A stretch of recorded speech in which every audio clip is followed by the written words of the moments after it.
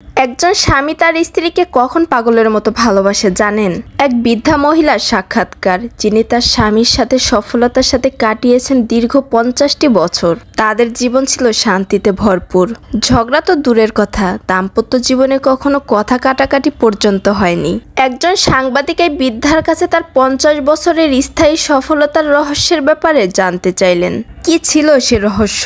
মজার মজার খাবার বানানো, দৈহিক সৌন্দর্য, বেশি সন্তান জন্ম দেওয়া, নাকি অন্য কিছু?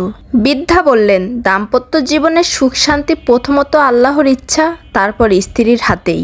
একজন স্ত্রী চাইলে তার ঘরটাকে জান্নাতের টুকরা বানাতে পারে, আবার চাইলে এটাকে জাহান্নামেও পরিণত করতে পারে।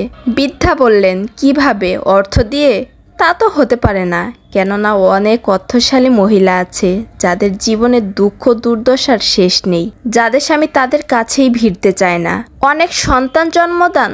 না, তাও না, কারণ অনেক মহিলা আছেন যাদের অনেক সন্তান আছে অথচ স্বামী পছন্দ করে না।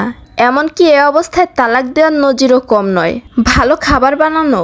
এটাও না, কারণ অনেক মহিলা আছেন যারা রান্নাবান্নায় বেশ দক্ষ, সারাদিন রান্নাঘরে কাজ করে অথচ স্বামীর দুর্ব্যবহারের সম্মুখীন হন। তার কথা সাংবাদিক বিস্মিত হয়ে গেলেন। বললেন, তাহলে আসল রহস্যটা কি? বৃদ্ধা বললেন, যখন আমার স্বামী রেগে গিয়ে আমাকে বকাবকি করতেন, আমি অত্যন্ত সম্মান দেখিয়ে নীরবতা অবলম্বন করতাম এবং অনুতপ্ত হয়ে মাথা দুলিয়ে তার প্রতিটা কথায় সায় দিতাম। সাবধান, বিদ্রূপের দৃষ্টিতে কখনো চুপ হয়ে থেকো না, কেননা পুরুষ মানুষ বিচক্ষণ হয়ে থাকে, এটা সহজেই বুঝতে পারে। সাংবাদিক বলল, ওই সময় আপনি ঘর থেকে বের হয়ে যান না কেন? বৃদ্ধা বলল, সাবধান, সেটা কখনো করবেন না। তখন তিনি মনে করবেন আপনি তার কথায় বিরক্ত হয়ে পালাতে চাচ্ছেন। আপনার উচিত চুপ থেকে ওর প্রতিটি কথায় হাসসূচক সায় দেওয়া, যতক্ষণ না তিনি শান্ত হন।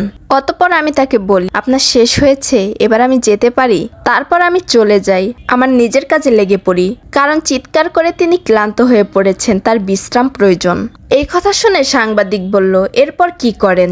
সপ্তাহখানেক তার থেকে দূরে থাকেন এবং কথা বলা বন্ধ রাখেন নিশ্চয়ই? বৃদ্ধা বলল, সাবধান, এ ধরনের বদ অভ্যাস থেকে দূরে থাকুন, যা দুধারী তরবারির চেয়েও মারাত্মক। স্বামী যখন আপনার সাথে আপোষ করতে চান, তখন যদি আপনি তার কাছে না যান, তখন তিনি একা থাকতে অভ্যস্ত হয়ে যাবেন। কখনো কখনো এই অবস্থা তাকে প্রচন্ড জিদের দিকে ঠেলে দিবে।